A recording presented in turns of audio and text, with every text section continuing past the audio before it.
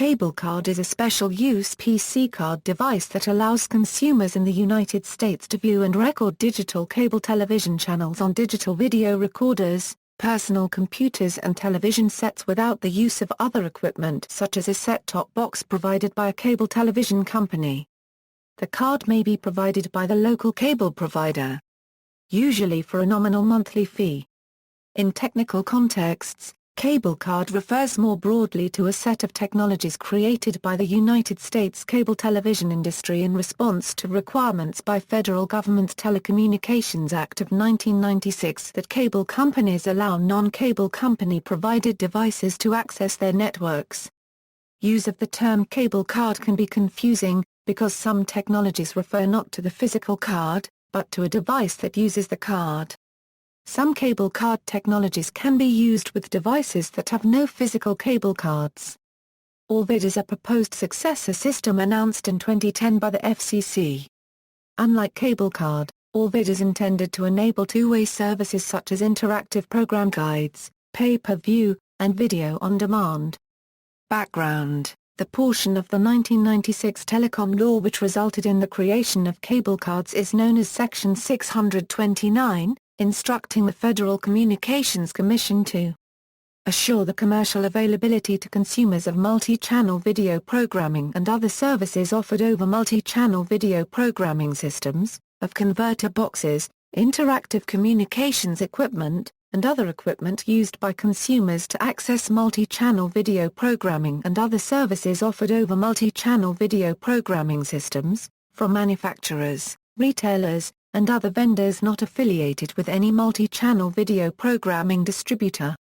Multi-channel video programming refers to cable or satellite television.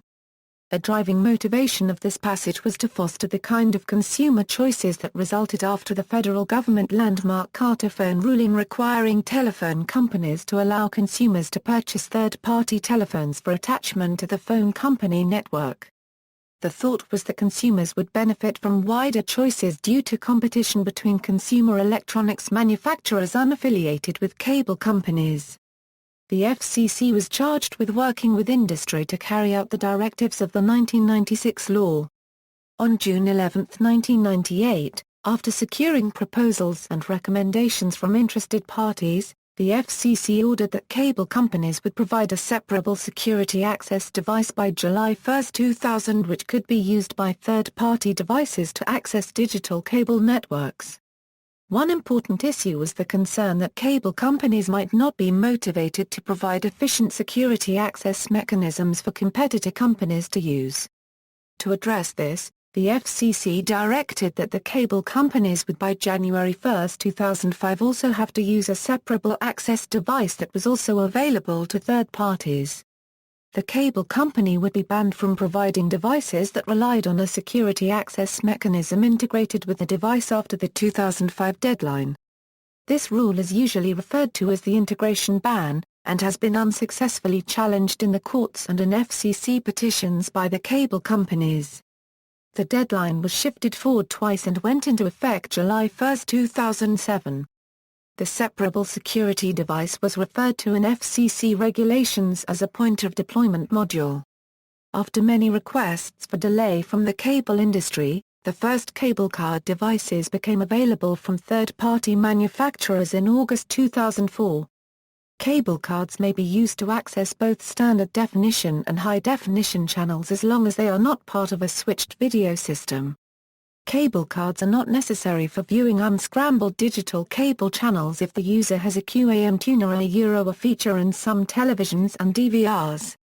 CableCARD support is most common on higher-end televisions that include a special slot for the CableCARD and a built-in cable tuner. The card acts like a unique key to unlock the channels and services to which the cable customer has subscribed, and the television's remote control will also control the cable channels. Televisions that support CableCARD should be labeled by the manufacturer as Digital Cable Ready, or DCR. Existing standard and certification procedures, cable providers in the United States are required by the FCC to support the CableCARD 2.0 standard. The specification was developed by Cable Labs, a research group run by a consortium of cable companies. Devices that use cable cards are known as hosts, and must be certified as compliant with the specification by Cable Labs.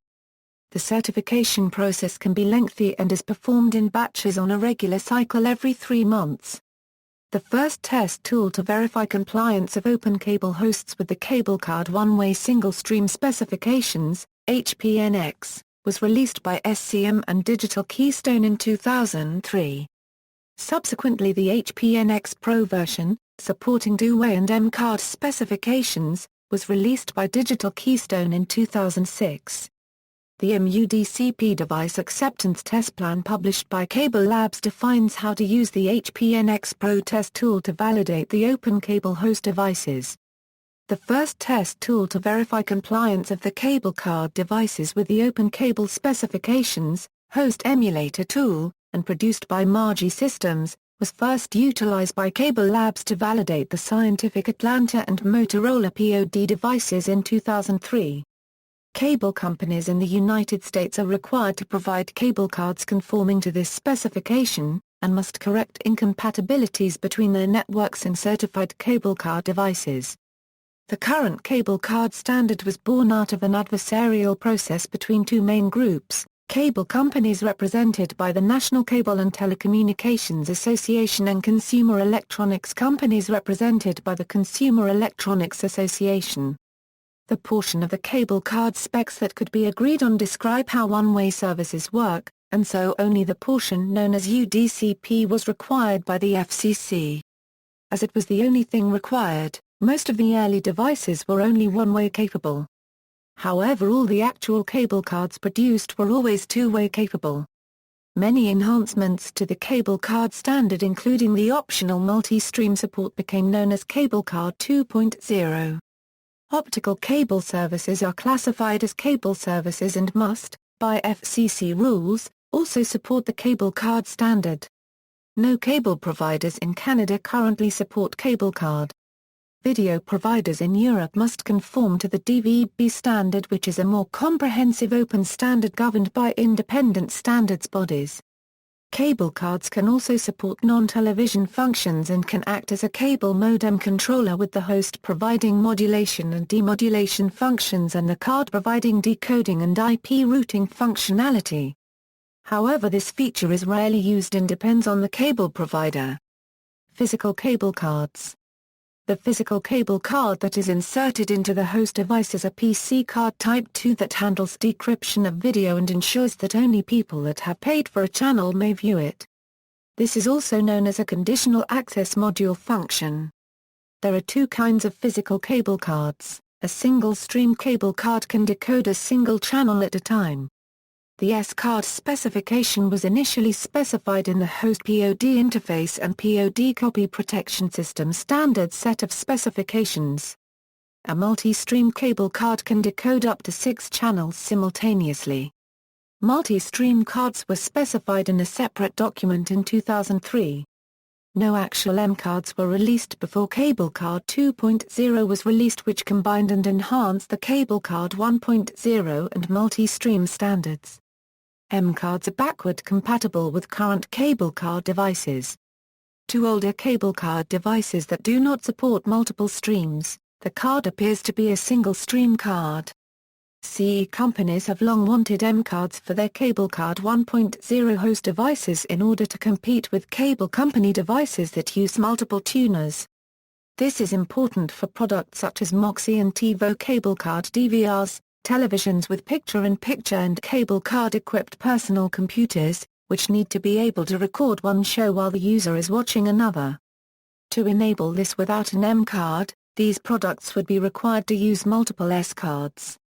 A common misconception is that there is a CableCARD 2.0 physical card that will provide two-way services which is not compatible with the UDCP-certified devices. This is not the case. Open cable host devices are able to use either S cards or M cards. And older UDCP-certified devices can also use either card. Interactive features such as video on demand rely on the CableCARD host device being an open cable host device and have nothing to do with the physical card. This makes the common use of the phrase CableCARD 2.0 as a requirement for video on demand misleading, since two-way services have been provided with the actual cards from the very beginning. Manufacturers. As of May 2012, 6 manufacturers have multi-stream cable cards qualified by Cable Labs, Aris Group, Cisco, and DS Group, Conax USA, Incorporated, Evolution Broadband, and Negravision. Adoption. There has been much resistance from the cable companies to CableCARD rollout across the United States, with the cable companies preferring to support their own set-top boxes. This has changed somewhat with the July 2007 FCC integration ban, which required all new set-top boxes to use CableCARDs as their decryption mechanism. Prior to this, adoption had proceeded slowly, with 141,000 units by February 2006. By June 2009, there were over 14 million CableCARDs deployed, including 437,800 of which went into retail equipment. Currently, almost all the retail equipment is not capable of two-way communications. There are still many in the cable industry who are advocating that physical CableCARDs be dropped entirely. These cable companies prefer to move away from physical cards, and have proposed that a downloadable security component known as Downloadable Conditional Access System be used instead of a physical cable card. In this proposal, a custom security chip must be soldered into every compliant host. If a security scheme is compromised, a new security program can be downloaded to the host device. The FCC has not yet approved it. CE companies advocate their proposal for more unfettered access to cable company networks, with CableLab's role reduced to addressing only cable company interests of maintaining network stability and security. Technical overview. CableCARD is a term trademarked by Cable Labs for the point-of-deployment module defined by standards including SCTE-28, SCTE-41, CEA-679 and others. The CableCARD is physically a PC card Type 2, supplied by the cable company, which is inserted into a slot in the host in order to identify and authorize the customer, and to provide proprietary decoding of the encrypted digital cable signal without the need for a set-top box. The cable tuner and QAM demodulator themselves are part of the host device, as is the MPEG decoder. The role of the card is to perform any conditional access and decryption functions. This results in an MPEG-2 transport stream, which is decoded by the host. The card also receives messages sent over the out-of-band signaling channel by the cable company's head-end servers and forwards them to the host. As of November 1, 2011, all U.S. cable operators must allow self-installation of CableCARDs. CableCARDs with personal computers. Existing integrated cable set-top boxes perform 4 basic functions: enable receiving and selecting digital and analog cable channels, uniquely identify the customer and authorize the features to which they have subscribed, decode scrambled digital channels and premium programming such as movie channels, provide interactive two-way communications for interactive programming guides, pay-per-view, video on demand, switched video streams. New digital televisions and other devices that are labeled DCR contain built-in support for receiving digital cable channels, a slot for the current version of CableCARD, which allows decryption of encrypted digital channels. The CableCARD 2.0 specification includes support for number 1-4, interactive two-way communications.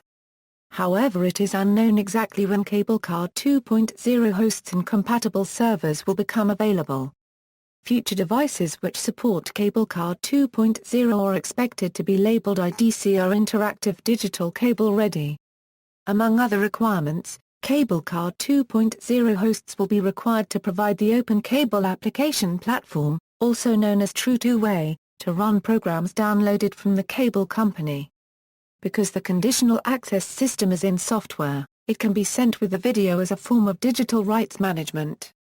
The CableCARD host licensing agreement and the DCAS agreement restrict the technologies that CE companies may use for distributing video from host devices.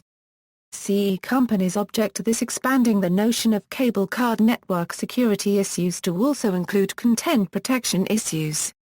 They prefer to deal with content owners directly with their standards and regard cable company protocols and formats as a transport only. CE companies wish to communicate video inside the home network using their own protected protocols and formats. The Open Cable Application Platform is a Java-based platform intended for use either with any security access schema whether it is CableCARD 2.0 devices or future downloadable security schemes. OCAP was tied to CableCARDs because, as it was imagined by Cable Labs, the additional processing necessary for managing the communication with the cable company server would be performed, not on the cable company provided equipment, but on the consumer electronics device known as the CableCARD host. CE companies objected that OCAP is unnecessary for the simple task of managing two-way communications on the cable networks. The CA perspective is that Java is not efficient for CE devices, and that cable companies are passing to CE manufacturers the costs of a software platform which they didn't need, and which won't run on their existing hardware architectures. The consumer electronics industry proposed in November 2006 that the CableCARD 2.0 specification be upgraded to include the provision for modified MAC cards that would support the communications necessary for VOD, PPV, and switched video. This card would be backward compatible with older cards, and support would be required for them on cable company servers by January 2008. These modified MAC cards would not allow two-way communication using current OCURs, which, by definition, are unidirectional. This so-called OCAP-less proposal was rejected by the NCTA for a variety of reasons elaborated on in the issue segment of this article.